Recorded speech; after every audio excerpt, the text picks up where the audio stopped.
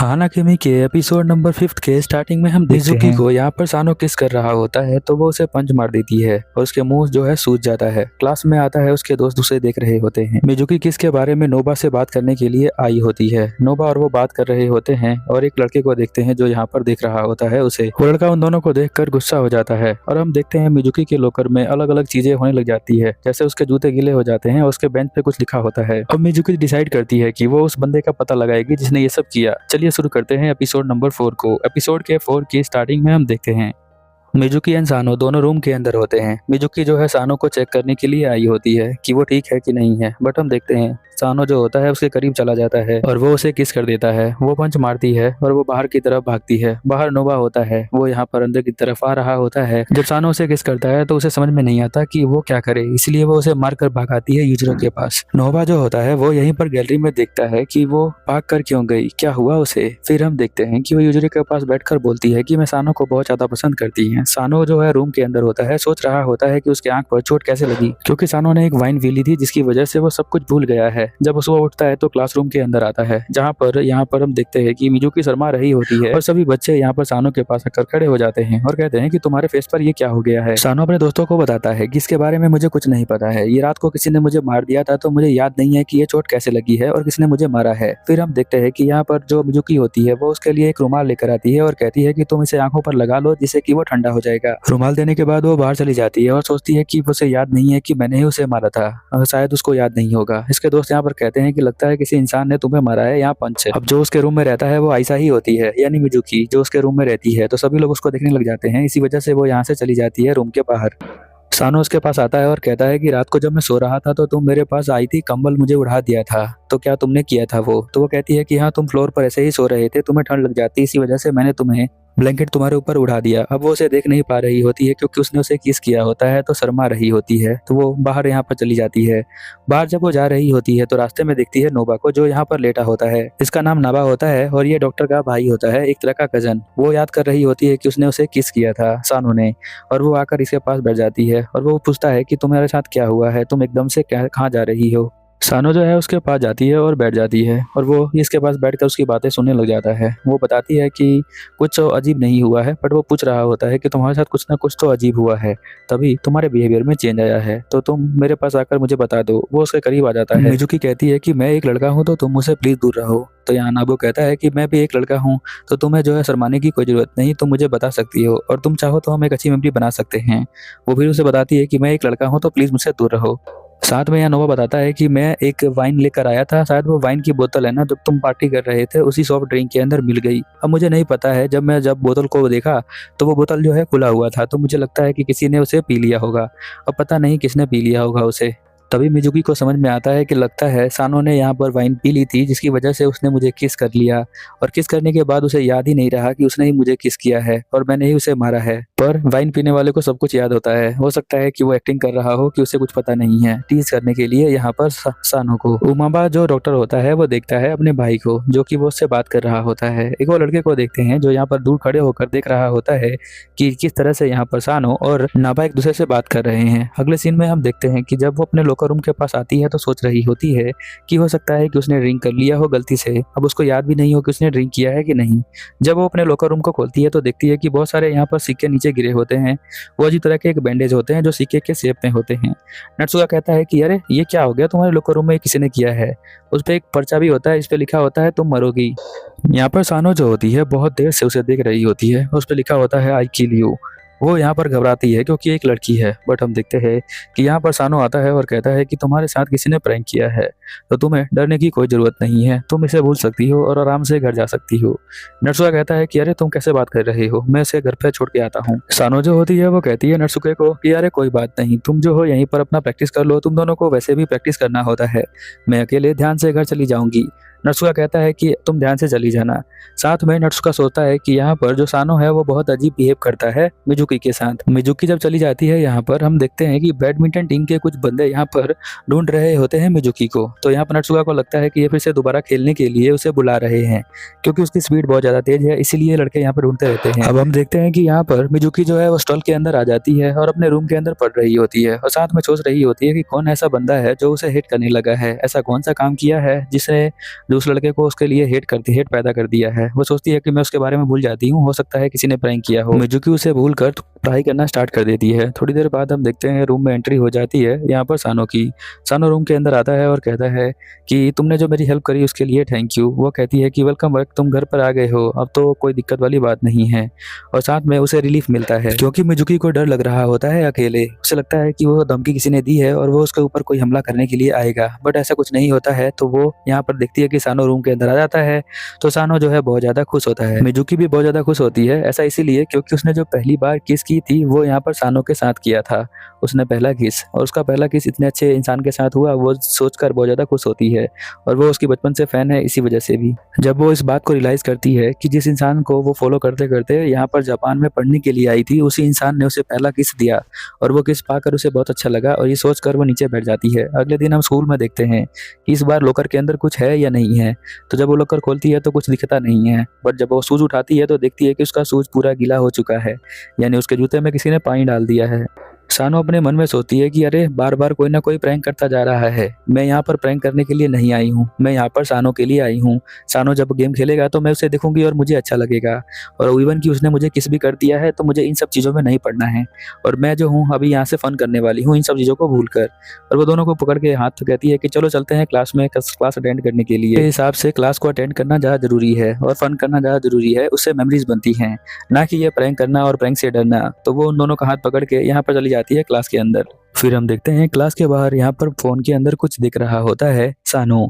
फिर हम देखते हैं कि यहाँ पर क्लास खत्म हो जाता है तो चली जा रही होती है मिजुकी घर पे, बट सानो यहाँ पर रुक जाता है। इधर हम देखते हैं कि जो डॉक्टर होता है वो उसके पास आता है और कहता है कि सानो के तुम्हें थोड़ा बहुत ध्यान देना चाहिए, मिजुकी के ऊपर कुछ हो रहा है, उस पर तुम ध्यान दो। फिर हम देखते हैं यहाँ हॉस्टल के सीन के अंदर जहाँ पर सभी दोस्त बैठकर यहाँ पर गप्पे लड़ा रहे होते हैं, और यहाँ पर चिट्ठी आई होती है उसके भाई की। तो बताती है कि मेरा जो भाई है ना वो हाफ जापानीज है, क्योंकि मेरी जो मॉम है ना वो बीच में चली गई थी, तो मेरे डैड ने दूसरी शादी कर ली, और दूसरी शादी करने के बाद उनसे मैं पैदा हुई थी।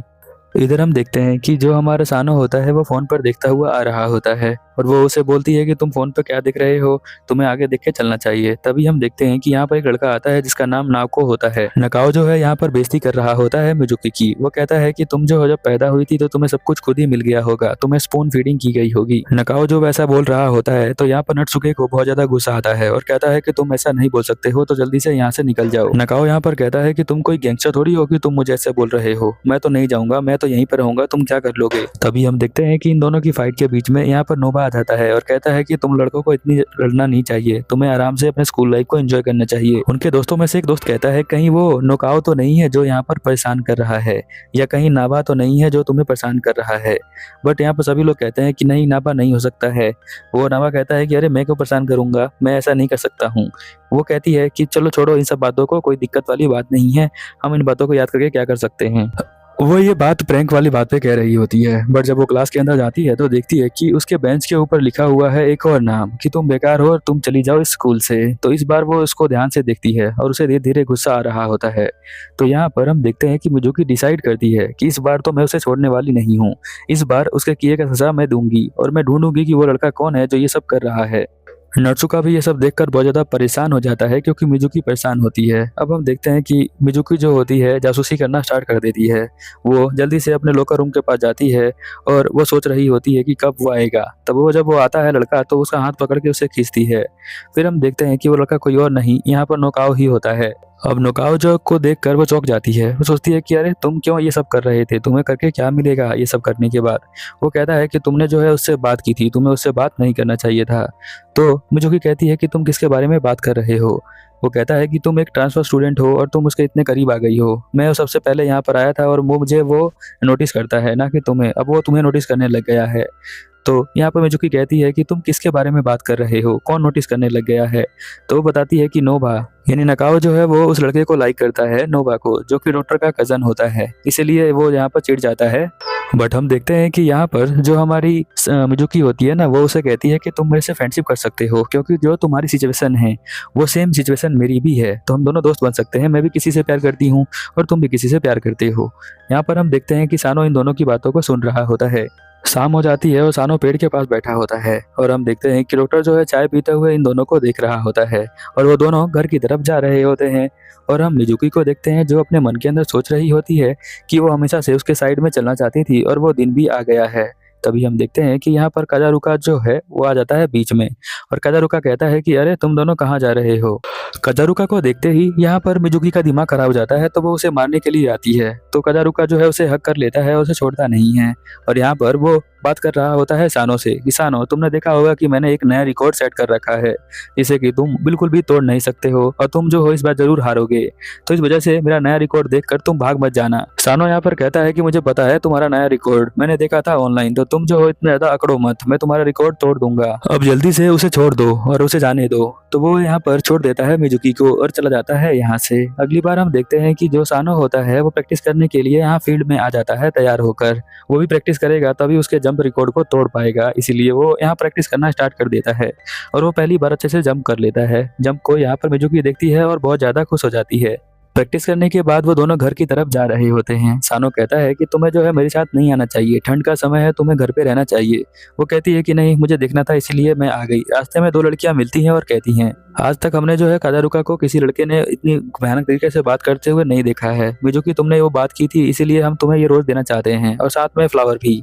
मिजुकी से जो लड़की मिलने के लिए आई होती है उस लड़की को ये लगता है कि मिजुकी एक लड़का है जो काजारुका से बिल्कुल भी नहीं डरता है, इसीलिए वो उसे प्रपोज करने के लिए आई है और साथ में चॉकलेट देने के लिए।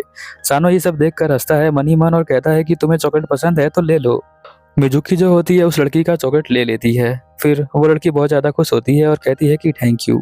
उनमें से एक लड़की जो होती है यहाँ पर सानो को चॉकलेट दे रही होती है और कहती है कि मैं तुम्हें मिडिल स्कूल से फॉलो कर रही हूँ और मैं तुम्हारी बहुत बड़ी फैन हूँ। अब मिजुकी जब उस लड़की को देखती है तो उसके मन के अंदर एकदम जलन वाली भावना फील होती है, पर वो जलन वाली भावना पहली बार फील होती है तो उसे समझ में नहीं आता कि उसे गुस्सा क्यों आ रहा है उस लड़की को देखकर।